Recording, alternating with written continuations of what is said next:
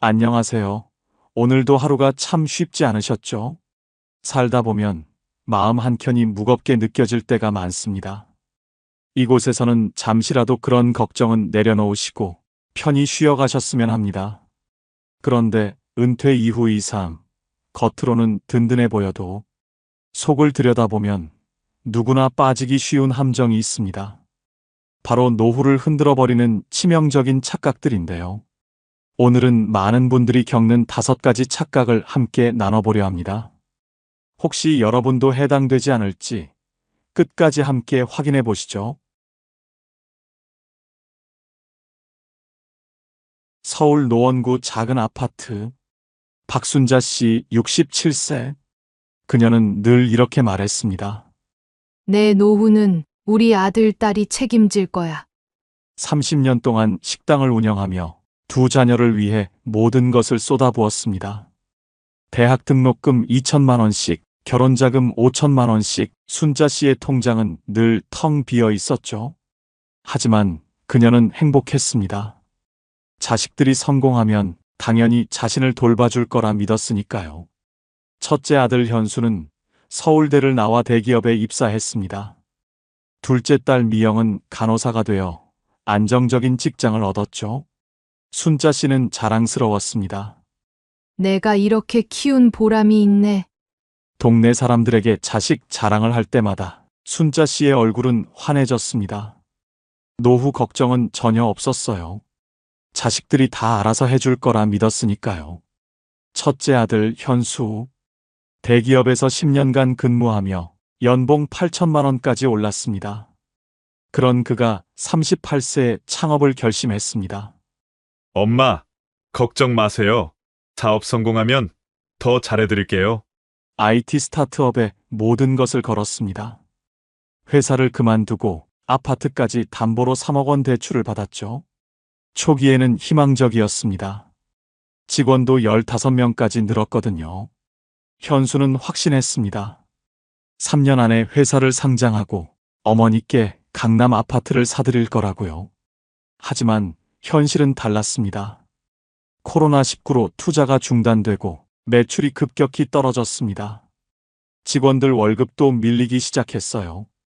결국 1년 반 만에 사업은 문을 닫았고 빚만 5천만 원이 쌓였죠. 아내 수지는 매일 한숨을 쉬었습니다. 두 아이의 교육비만 월 150만 원, 매달 300만 원씩 나가는 생활비, 게다가 대출 이자 월 200만 원까지. 현수는 다시 취업을 시도했지만 나이와 경력 단절로 쉽지 않았습니다. 창업 실패라는 꼬리표가 따라다녔어요. 6개월 만에 겨우 작은 회사에 들어갔지만 급여는 절반으로 줄었습니다. 어머니를 챙길 여유는 전혀 없었습니다. 오히려 어머니에게 손을 벌려야 할 상황이었어요. 현수는 전화를 받기도 어려워졌습니다. 어머니의 목소리가 부담스러웠거든요. 죄송함과 미안함으로 가슴이 무거웠어요. 둘째 딸 미영. 대학병원에서 10년째 간호사로 일하며 성실하고 책임감이 강했습니다. 하지만 그녀 역시 녹록지 않았습니다. 신혼집 대출 2억 원에 아이 둘의 어린이집비만 월 100만 원. 남편은 중소기업 영업사원으로 수입이 불안정했죠. 더 큰 문제는 시어머니였습니다. 3년 전부터 당뇨와 고혈압으로 쓰러지신 후 병원비가 월 50만 원씩 나갔어요. 미영이 직접 간병까지 해야 했습니다. 밤 근무를 마치고 집에 오면 시어머니 약 챙기기, 아이들 밥 해주기, 빨래 청소까지. 엄마, 죄송해요. 지금은 정말 어려워서. 미영의 눈에는 늘 눈물이 맺혀 있었습니다. 친정어머니를 도와드리고 싶지만 현실적으로 불가능했거든요. 밤늦게 퇴근한 후에도 시어머니 약을 챙기고 아이들 숙제를 봐야 했습니다. 주말에도 쉴 틈이 없었어요. 친정에 가려면 시댁 눈치를 봐야 했고 시간도 마음도 여유가 없었죠. 남편도 이해하지 못했습니다. 친정어머니도 중요하지만 우리 엄마부터 챙겨야 하는 거 아냐? 미영은 샌드위치 신세였어요. 시댁과 친정 사이에서 누구도 만족시킬 수 없었습니다. 순자 씨는 서서히 깨달았습니다. 자식들도 각자의 삶에 벅차고 있다는 것을, 그들의 어려움을 모르고 있었던 자신을 어느 날 밤 혼자 앉은 거실에서 생각했습니다. 내가 너무 의존했구나. 평생 자식들을 위해 살았지만 정작 자신의 노후는 준비하지 못했습니다. 국민연금 월 45만 원이 전부였죠. 식당을 운영할 때도 번 돈은 모두 자식들에게 주었어요. 본인 명의 적금 하나 없었습니다. 그때까지 순자 씨는 몰랐습니다. 현수가 대출 이자로 힘들어하고 있다는 것을, 미영이 시댁 간병으로 지쳐 있다는 것을, 그들이 경제적으로 여유가 없다는 것을, 자식들은 어머니에게 걱정을 끼치지 않으려 모든 것을 숨기고 있었거든요. 순자 씨는 후회했습니다. 자식들만 키우느라 정작 본인의 미래는 생각하지 못했다고. 이때 순자 씨는 중요한 선택을 했습니다. 자식들에게 부담을 주지 않기로 오피스텔 건물 청소 일을 시작했습니다. 67세 나이에 일자리를 구하는 건 쉬운 일이 아니었어요. 10군데 넘게 거절당했습니다. 나이가 너무 많으시네요. 다른 분을 구해보세요. 하지만 포기하지 않았죠. 결국 한 청소회사에서 받아줬습니다. 새벽 5시부터 오전 9시까지 매일 4시간씩 일했습니다. 계단 청소, 화장실 청소, 유리창 닦기. 허리가 아파도 참았어요. 무릎이 시려도 견뎠습니다. 자식들에게 짐이 되고 싶지 않았거든요. 월 80만 원의 수입이 생겼습니다. 비록 적지만 자립할 수 있는 최소한의 돈이었어요. 국민연금 45만 원과 합쳐서 월 125만 원으로 생활할 수 있게 되었습니다. 그리고 놀라운 일이 일어났습니다. 경제적 부담이 줄어든 자식들이 오히려 어머니에게 더 자주 연락했습니다. 엄마, 오늘 어떠셨어요? 엄마, 건강은 괜찮으시죠? 돈 때문이 아닌 진짜 사랑으로 찾아오는 자식들. 순자 씨는 비로소 깨달았습니다. 현수는 어머니가 독립적이시라는 것을 알고 마음의 부담이 줄었습니다. 창업 실패의 죄책감에서 벗어날 수 있었어요. 오히려 가끔 용돈 10만 원씩 드릴 수 있게 되었죠. 엄마, 맛있는 거 드세요. 미영도 마찬가지였습니다. 어머니께 죄송한 마음이 줄어들자 더 자주 안부를 물을 수 있었어요. 시댁 간병과 친정 사이에서 조금이나마 마음의 여유가 생겼습니다. 주말에는 아이들과 함께 할머니 댁에 놀러 오기도 했어요. 6개월 후 순자 씨는 깨달았습니다. 사랑과 의존은 달랐구나. 자녀는 든든한 버팀목일 수 있습니다. 하지만 내 노후의 보험이 될 수는 없어요. 왜냐하면 그들도 각자의 인생이 있고 각자의 어려움이 있기 때문입니다. 각자의 가족과 책임이 있거든요. 현수처럼 사업에 실패할 수도 있고 미영처럼 시댁 간병으로 바쁠 수도 있어요. 그들의 상황은 언제든 변할 수 있습니다. 건강, 경제적 여건, 가족 상황 모든 게 불확실해요. 진짜 사랑은 서로에게 부담을 주지 않을 때 더욱 깊어지는 법이죠. 순자 씨처럼 자립할 수 있는 최소한의 준비. 그것이 자녀와의 관계도 노후도 지켜주는 진짜 힘입니다. 혹시 여러분도 자녀를 믿고 안심하고 계신가요? 자식들이 아무리 효자라도 그들만큼은 변수가 많은 존재도 없어요. 사랑과 의존은 다릅니다. 진짜 사랑은 서로 독립적일 때 더욱 아름다워요. 여수시 낡은 단독주택. 김영호 씨 69세. 그는 늘 이렇게 말했습니다. 그래도 집은 있잖아. 집만 있으면 노후는 걱정 없어. 평생 버스 기사로 일하며 매달 조금씩 대출을 갚아왔죠. 10년 전 드디어 완전히 내 집이 되었습니다. 영호 씨는 자랑스러웠어요. 이제 대출 이자 걱정 없이 살 수 있다. 하지만 은퇴 후 현실은 전혀 달랐습니다. 영호 씨의 하루는 걱정으로 시작됩니다. 아침에 일어나면 보일러가 말썽입니다. 20년 된 보일러는 자주 고장 났어요. 수리비만 이번 달에 25만 원. 집 곳곳에서 문제가 생겼습니다. 지붕에서 물이 새고 화장실 타일이 떨어지고 전기 배선도 낡아서 위험했어요. 매달 나가는 돈만 계산해봐도 큰 부담이었습니다. 국민연금 평균 수령액은 월 67만 원인데 영호 씨는 가입 기간이 짧아서 월 58만 원, 아내 순덕 씨는 주부였다가 늦게 일해서 월 35만 원, 부부 합쳐서 월 93만 원을 받았어요. 집은 있지만 생활비를 벌어다 주지는 않았습니다. 집값이 올랐다고 해서 내 통장에 돈이 들어오는 건 아니구나. 영호 씨는 뒤늦게 깨달았습니다. 더 큰 문제가 있었습니다. 아내 순덕 씨의 건강이 나빠진 것. 3년 전부터 무릎이 아파서 계단 오르내리기가 힘들어졌어요. 2층에 있는 취미 공간을 쓰지 못하게 되었죠. 여보, 1층에 작은 방을 하나 만들까? 하지만 공사비만 400만 원. 월 93만 원으로는 엄두도 낼 수 없었습니다. 겨울에는 더 힘들었어요. 오래된 집이라 단열이 안 되어서 난방비가 많이 나왔거든요.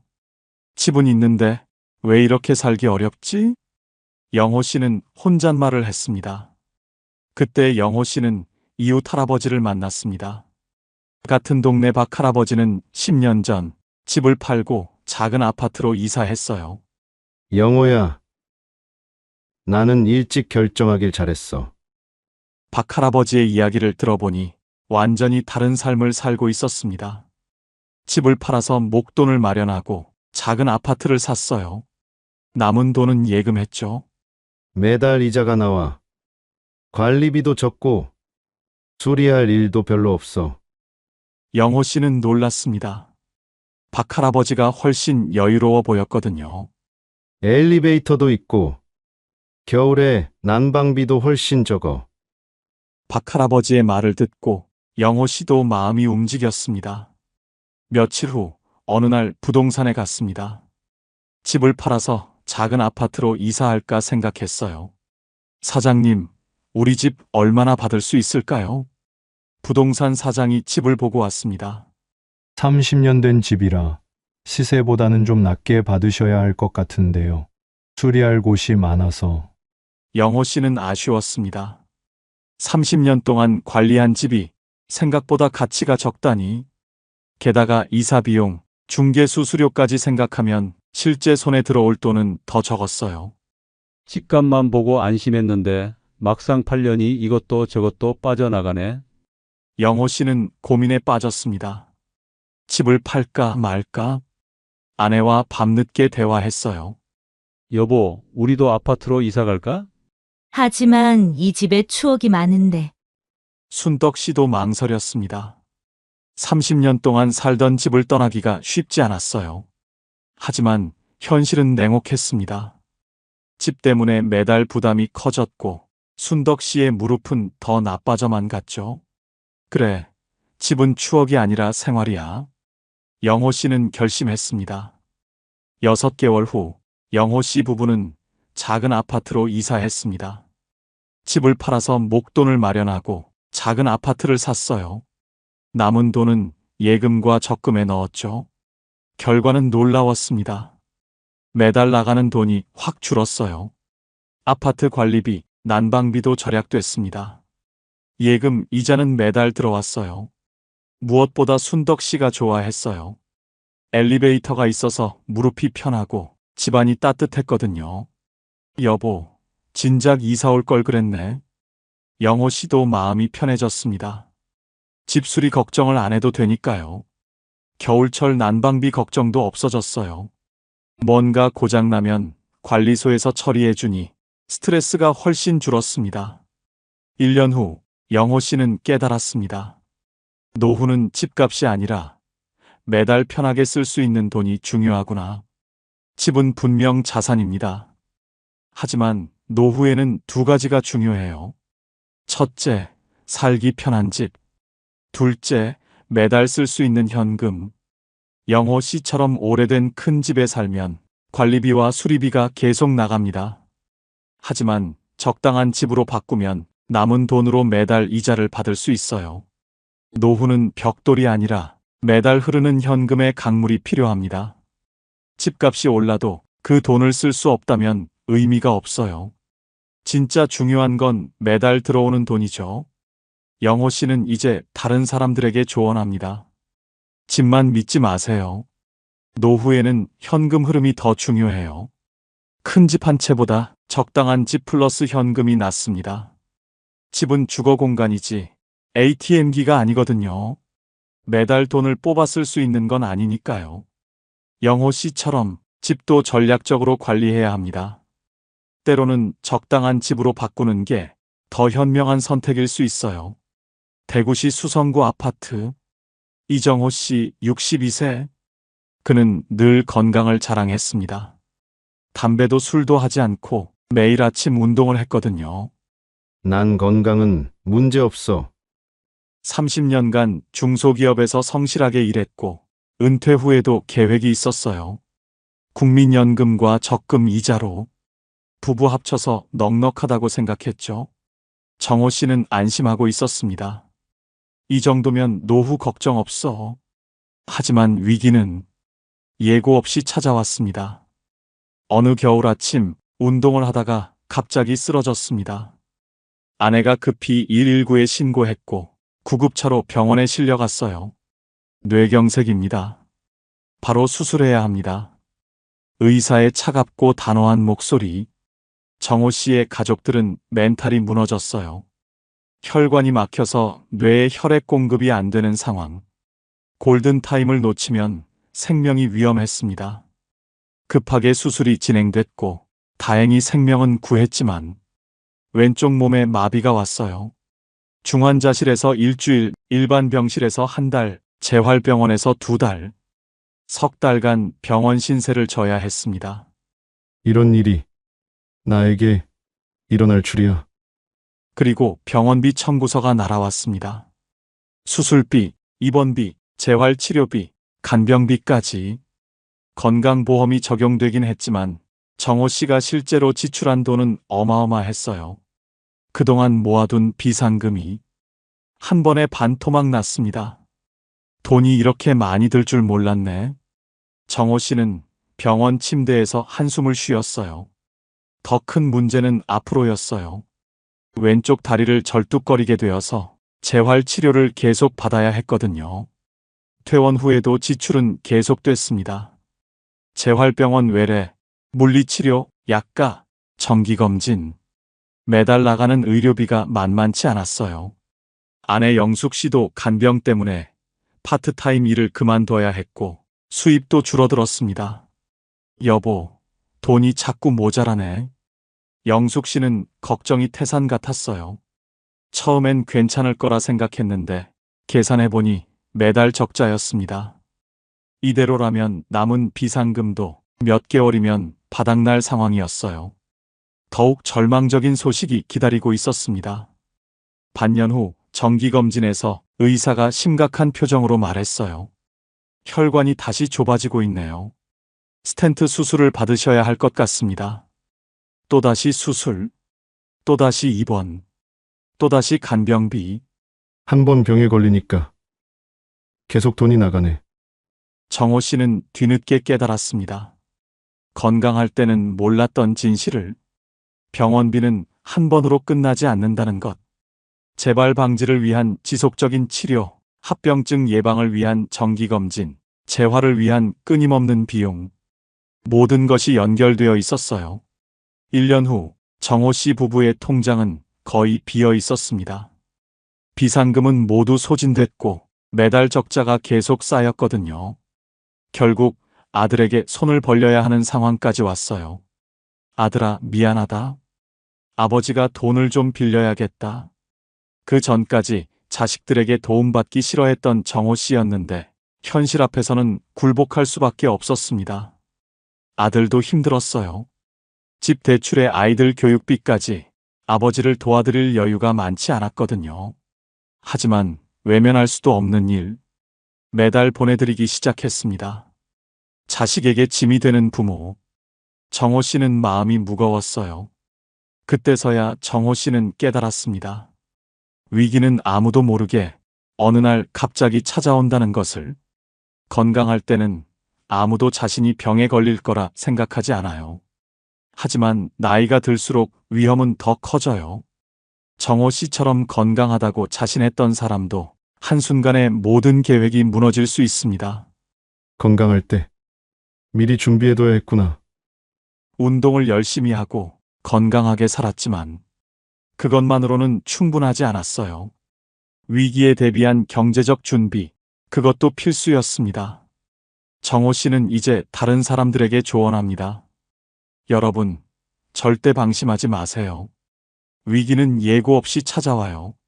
노후 자금을 계산할 때는 반드시 의료비를 따로 준비해야 해요.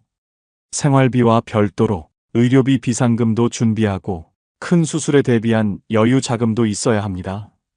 실손보험도 미리 들어두세요. 건강할 때 가입해야 보장을 받을 수 있거든요.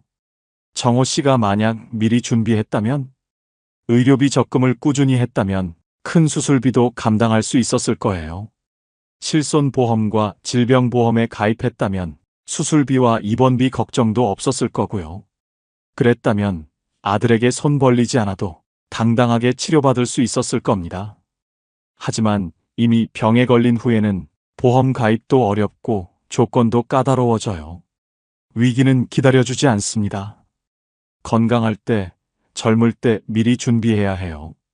노후는 긴 항해와 같습니다. 폭풍은 언제든 불어올 수 있어요. 질병, 사고, 예상치 못한 큰 지출.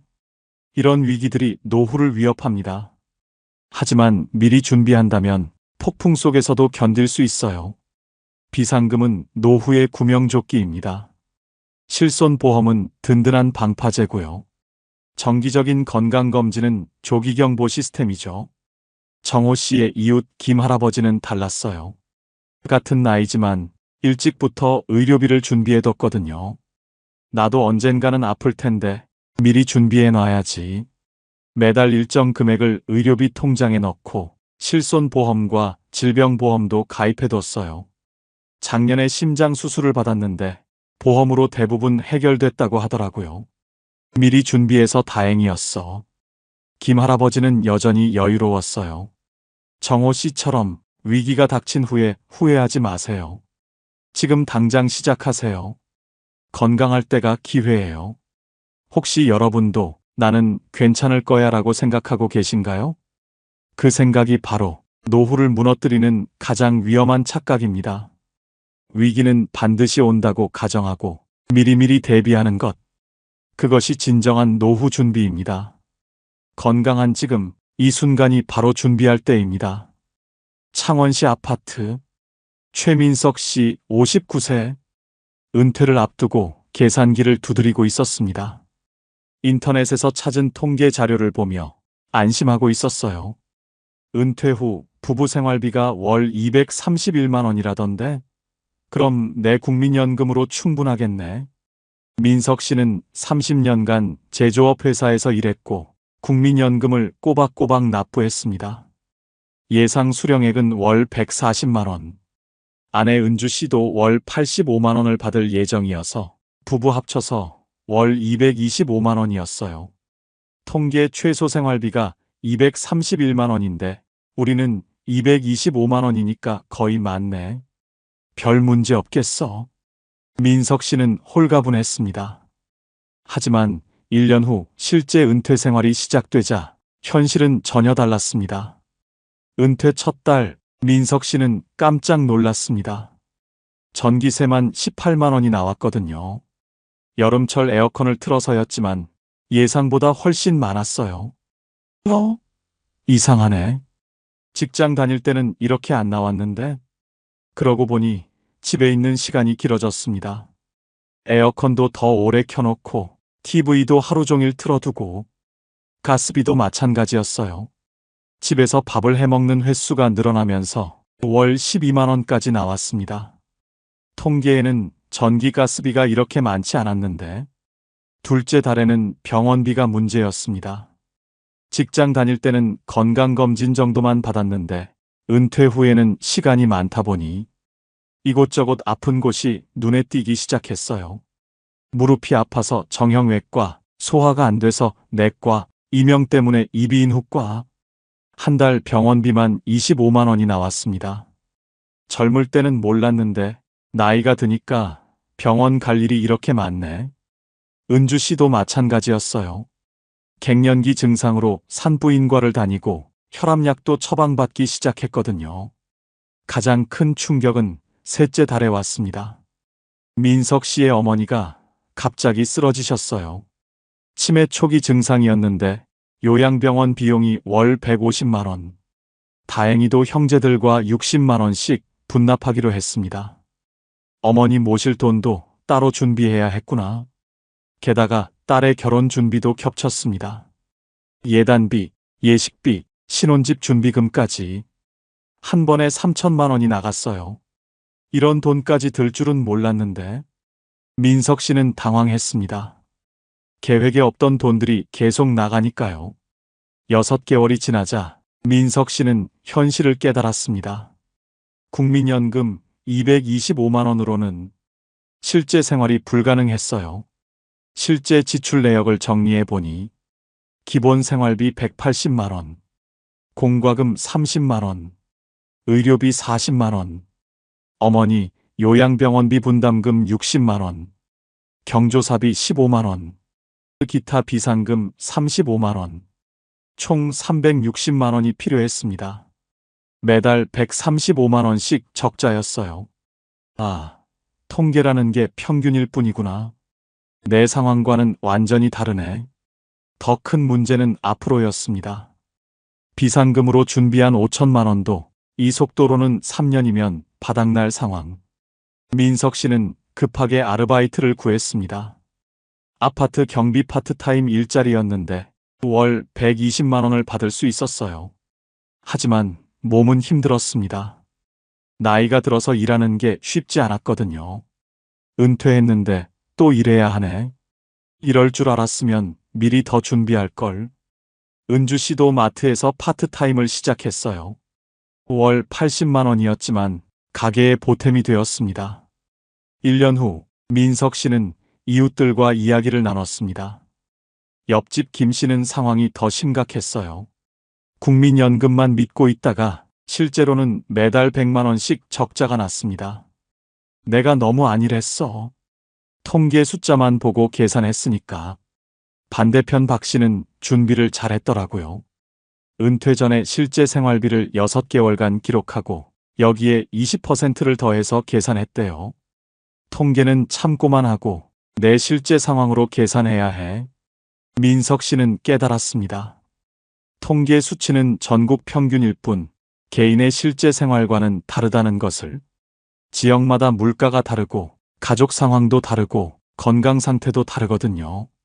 특히 은퇴 후에는 집에 있는 시간이 길어져서 공과금 증가, 나이가 들면서 의료비 급증, 부모님 모시는 비용, 자녀들 결혼, 출산 지원비, 예상치 못한 경조사비, 이런 것들은 통계에 제대로 반영되지 않아요.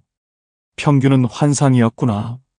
내 생활비는 내가 직접 계산해야 하는 거였어. 민석 씨는 이제 다른 사람들에게 조언합니다.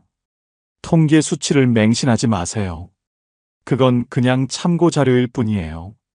진짜 노후 생활비를 계산하려면 첫째, 은퇴 전 6개월간 실제 가계부를 써보세요.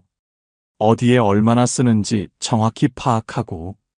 둘째, 은퇴 후 변화를 고려하세요. 집에 있는 시간이 길어지면 공과금이 늘어나고 의료비도 많이 증가해요. 셋째, 예상치 못한 지출을 준비하세요. 부모님 모시는 비용, 자녀 결혼비, 큰 수리비 같은 것들.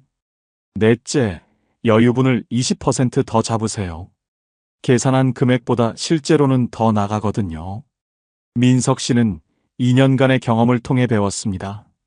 노후 준비는 숫자, 게임이 아니라는 것을. 내 삶의 실제 모습을 그려보고 거기에 맞는 계획을 세워야 한다는 것을. 통계는 길잡이일 뿐 정답은 아니라는 것을. 지금도 민석 씨는 매달 가계부를 씁니다. 실제 지출을 정확히 파악해서 앞으로의 계획을 조정하기 위해서요. 은퇴 준비할 때 가장 중요한 건 내 실제 상황을 정확히 아는 거예요. 혹시 여러분도 인터넷 통계만 보고 안심하고 계신가요?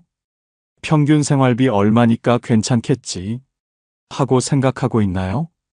그 생각이 바로 노후를 무너뜨리는 착각입니다. 평균은 참고용일 뿐 내 인생의 답은 아니에요. 내 나이, 내 집, 내 건강, 내 가족 상황, 내 지역의 물가, 모든 게 다르기 때문에 내 생활비는 내가 직접 계산해야 합니다. 지금 당장 시작하세요. 가계부를 쓰고 실제 지출을 파악하고 은퇴 후 변화를 고려해서 나만의 노후 생활비를 계산해 보세요. 그것이 진정한 노후 준비의 시작입니다. 부산 아파트. 이정희 씨 65세.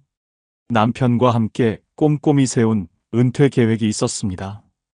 부부가 함께 국민연금을 받으면서 조용하고 평온한 노후를 보낼 예정이었어요. 우리 둘이 함께 있으니까 걱정 없지. 서로 돌봐주면서 살면 되잖아. 정혜 씨와 남편 성호 씨는 계획이 탄탄했습니다. 부부 합쳐서 국민연금을 받고 집안일도 나눠서 하고 아프면 서로 돌봐주기로 했거든요. 하지만 은퇴 2년 후 성호 씨가 갑작스럽게 세상을 떠났습니다. 심근경색이었어요. 정희 씨는 졸지에 혼자가 되었습니다. 첫 번째 충격은 연금이었습니다. 부부 합쳐서 한 달에 받던 연금 액수가 갑자기 절반 이하로 줄어든 거예요. 정희 씨 본인 국민연금은 월 80만 원, 남편의 유족연금을 받아도 월 50만 원, 총 130만 원이 되었습니다. 부부 때는 190만 원이었는데 이제 130만 원이라니 60만 원이나 줄어들었네. 더 큰 문제는 생활비였어요. 혼자 살아도 고정비는 그대로였거든요. 아파트 관리비, 난방비, 전기세. 이런 건 사람이 하나 줄어도 크게 안 줄어들었어요. 오히려 집에 혼자 있는 시간이 길어지면서 전기세는 더 나왔습니다. 2명이 살 때와 거의 비슷하게 나오네. 두 번째 위기는 일상 관리였습니다. 남편이 해주던 모든 일을 정혜 씨가 혼자 해야 했어요. 전구 갈기, 변기 고치기, 선반 설치하기. 이런 것들은 정희 씨 혼자서는 어려웠습니다. 이런 건 성호 씨가 다 해줬는데 결국 수리기사를 불러야 했어요. 사소한 일인데도 출장비만 5만 원씩 나갔습니다. 요리도 문제였어요. 혼자 먹을 양으로 요리하는 게 어색했거든요. 결국 많이 해서 남기고 버리게 되었습니다. 세 번째 타격은 외로움과 불안감이었습니다. 밤에 혼자 있으면 무섭고 아플 때 돌봐줄 사람이 없어서 걱정이었어요. 병원 갈 때도 택시를 타게 되었어요. 예전에는 남편이 차로 데려다 줬는데 이제는 혼자 가야 했거든요. 한 달 교통비만 15만 원씩 늘어났습니다. 6개월이 지나자 정희 씨는 현실을 깨달았습니다. 본인 연금과 유족연금 수입은 월 130만 원, 월 지출, 기본 생활비 120만 원, 추가 교통비 15만 원, 각종 수리비 10만 원, 총 145만 원이 필요했어요. 매달 15만 원씩 적자였습니다. 2명이 살 때보다 오히려 더 돈이 들어가네. 이웃집 김영자 씨도 비슷한 상황이었어요. 남편이 먼저 세상을 떠난 지 1년. 혼자 사는 어려움을 토로했습니다. 정말 모든 게 다 돈이야. 예전엔 남편이 해주던 일들을 다 업체 불러서 해야 하니까. 영자 씨는 더 심각했어요. 우울증까지 와서 정신과 치료를 받고 있었거든요. 치료비도 부담이었습니다. 반면 박순덕 씨는 준비를 잘했습니다. 남편이 살아있을 때부터 혼자 살 준비를 해뒀거든요. 언젠가는 둘 중 하나가 먼저 가게 되잖아. 미리 준비해둬야지. 순덕 씨는 남편과 함께 다음과 같이 준비했어요. 첫째, 개인연금을 각자 하나씩 더 가입했습니다. 둘째, 집 근처에 믿을 만한 업체들을 미리 찾아뒀어요. 셋째, 요리도 미리 연습해뒀습니다. 넷째, 동네 모임에도 적극적으로 참여했어요. 정희 씨는 순덕 씨를 보며 깨달았습니다. 혼자 사는 건 단순히 사람 수가 줄어드는 게 아니라 완전히 다른 생활 방식이라는 것을 혼자서도 괜찮을 거라고 생각했는데 부부일 때와는 완전히 다른 세상이구나.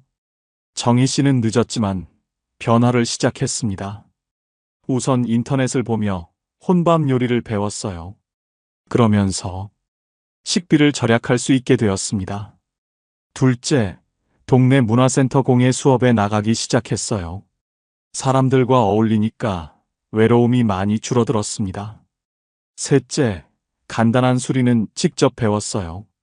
유튜브를 보면서 전구 갈기, 화분 옮기기 같은 건 스스로 할 수 있게 되었습니다. 1년 후 정희 씨의 생활이 안정되었습니다. 월 지출을 135만 원으로 줄였고 부족한 5만 원은 적금을 깨서 충당했어요. 처음엔 막막했는데 적응하고 나니까 할만해. 하지만 여전히 아쉬움이 있었어요. 미리 준비했으면 이렇게 허둥지둥하지 않았을 텐데. 정희 씨는 이제 다른 부부들에게 조언합니다. 혼자 살 준비를 미리 해두세요. 언젠가는 그날이 올 테니까. 정희 씨의 친구들도 하나둘 변화를 시작했습니다. 최미영 씨는 남편과 함께 요리 수업을 들었어요. 둘 다 요리할 줄 알아야 해. 이춘자 씨는 집안 수리 도구를 준비해뒀어요. 간단한 건 직접 할 수 있게. 박정숙 씨는 개인연금을 하나 더 가입했어요. 유족연금만으로는 부족하니까. 가장 중요한 건 마음가짐의 변화였어요. 혼자 사는 게 불행한 건 아니야. 다만 다른 방식의 삶일 뿐이지. 정희 씨는 지금도 새로운 것들을 배우고 있어요. 스마트폰 사용법, 온라인 쇼핑, 인터넷 뱅킹. 나이가 들어도 배울 수 있어. 적응하면 되는 거야. 동네 할머니들과 함께 등산도 다니고 문화센터 공예 수업도 참여하고 있어요. 혼자지만 외롭지 않아. 오히려 자유로운 면도 있고. 2년이 지난 지금 정희 씨의 딸이 아이를 낳으면서 손주를 돌봐주기 시작했습니다. 딸이 주는 육아비로 한 달에 50만 원 정도 수입이 생겼어요. 이제는 적자가 아니라 조금씩 저축도 하고 있습니다. 혼자라고 포기하지 마세요. 새로운 인생의 시작일 수도 있어요. 혹시 여러분도 우리 부부는 늘 함께 할 거야 하고 생각하고 계신가요? 그 생각이 바로 노후를 무너뜨리는 마지막 착각입니다. 사랑하는 사람과 함께하고 싶지만 현실적으로는 혼자 남을 가능성도 있어요. 그때를 대비해서 지금부터라도 준비해 두세요. 혼자서도 당당하게 살 수 있는 그런 준비 말이에요. 미리 준비해 둔다고 해서 사랑하는 사람을 덜 사랑하는 게 아니에요. 오히려 더 현명한 사랑일 수 있거든요. 지금부터 시작하세요. 혼자서도 괜찮을 수 있도록. 노후를 무너뜨리는 5가지 착각. 들어보니 어떤 생각이 드시나요? 자녀가 지켜줄 거라는 착각. 집 한 채면 노후는 걱정 없다는 착각. 위기는 오지 않을 거라는 착각. 통계에 속는 생활비 착각. 그리고 혼자서도 괜찮을 거라는 착각. 우리가 너무도 쉽게 빠지는 착각들이지만 미리 알아차린다면 막을 수 있습니다. 진짜 중요한 건 이거예요. 노후는 멀리 있는 게 아닙니다. 바로 오늘 우리가 준비한 만큼만 편안해집니다. 자녀에게 의존하지 말고, 집만 믿지 말고, 위기에 대비하고, 내 실제 생활비를 계산하고, 혼자 살 준비도 해두세요. 지금 당장 시작하세요. 내일은 늦을 수도 있으니까요. 이 영상이 도움이 되셨다면 구독, 좋아요, 댓글 꼭 부탁드립니다. 여러분의 작은 관심이 더 많은 분들의 노후를 지켜주는 힘이 됩니다. 오늘도 끝까지 함께 해주셔서 감사합니다. 여러분의 노후가 한결 더 든든해지길, 그리고 무엇보다 마음이 평안하시길 바랍니다. 저는 다음 이야기로 다시 찾아뵙겠습니다.